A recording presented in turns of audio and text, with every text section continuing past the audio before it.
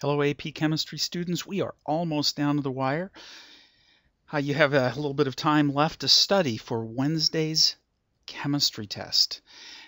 Now, I want you to be sure and put the word out there to all your friends. Put the notice on Facebook, go everywhere, and tell your friends this video will be very helpful in getting them ready for the test, because it'll tell you a lot about what is going to be on the test. And the test is not going to be like it has been the last couple of years.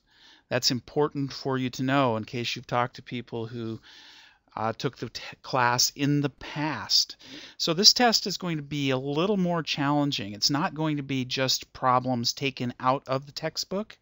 It's going to be problems related to problems that you may have seen in the textbook. And in that way, it's more like test questions you're going to expect to see on the AP Chemistry test in May. So let's take a look at this. There are really 7 things that we have studied in the summer assignment that could be on the test.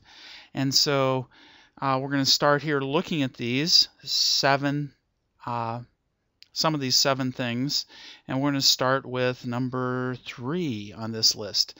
Now, when I'm talking about conversions, we're looking here at mainly the idea of dimensional analysis, and that you need to watch your units carefully, and your units will help guide you to putting the numbers in the right place to get the right answers. Now, I would expect that you know things like 1 meter is 1,000 millimeters. I just kind of expect that you already know things like that. Kind of expect that you know things like 1 kilometer is 1,000 meters. Kind of just expect that you already know that. Now, other conversions you would probably be given, things like 16 ounces equals 1 pound. Not expecting you to have all of those kind of things memorized. And so we're talking here about problems like this of converting 1 kilometer to millimeters, and that you might approach that problem like this. 1 kilometer. Let's see, I'm going to convert kilometers to meters. So I'm going to put meters on the top and kilometers on the bottom. And my conversion factor here is that 1 kilometer is 1,000 meters. And my kilometers cancel out. That's dimensional analysis. And my conversion factor, the next thing I want to do is go to millimeters. And I want meters to cancel out. So 1 meter is 1,000 millimeters. The meters cancel out, and I get 1 times 10 to the 6th, and my unit that's left is millimeters. So that's what we're talking about by conversions, using conversion factors and dimensional analysis. Atomic symbols. We've looked at some atomic symbols. There are things like carbon 14 is carbon with a mass of 14, and another way of writing that is carbon 14. Of course, carbon is atomic number 6, and so we know from this that we have 6 protons and 8 neutrons in the nucleus, and since we show no charge, protons and electrons must be equal, so we have 6 electrons. So that kind of problem with atomic symbols. Now, there were a lot of formulas that you practiced, and naming formulas and writing the formula when you're given the name, and those would be things like ammonium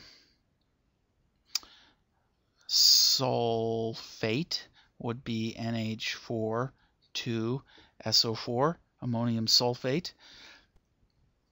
Or they might be things like N2O3 is dinitrogen trioxide. Those kinds of formulas. And of course, you should know the names and formulas of common acids, like sulfuric acid, H2SO4, nitric acid, HNO4, hydrochloric, hydrofluoric, perchloric. Those acids you should recognize as acids. And it would probably be also good to recognize some compounds that, like ammonia,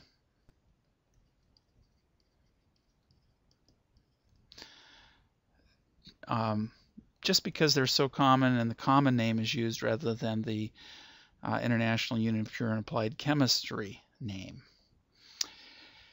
Then difference between molecular and empirical formulas. And here you see a YouTube address. I'm going to try to put this, link this right to the blog.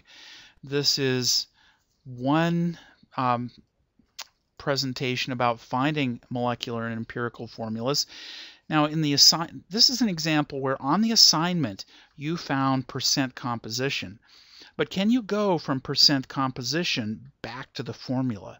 Can you work those problems backwards? That's what you often have to do for a lot of AP chemistry kinds of problems, is you have to start being a little more sophisticated in your thought and approach to chemistry problems. You have to be able to work them forward, backward, upside down, holding your breath, and all of that kind of stuff. So you can watch this video and see one version of how to solve this problem. When we start to get to more complex problems, what you find is there's usually several ways to solve the same problem. So I would encourage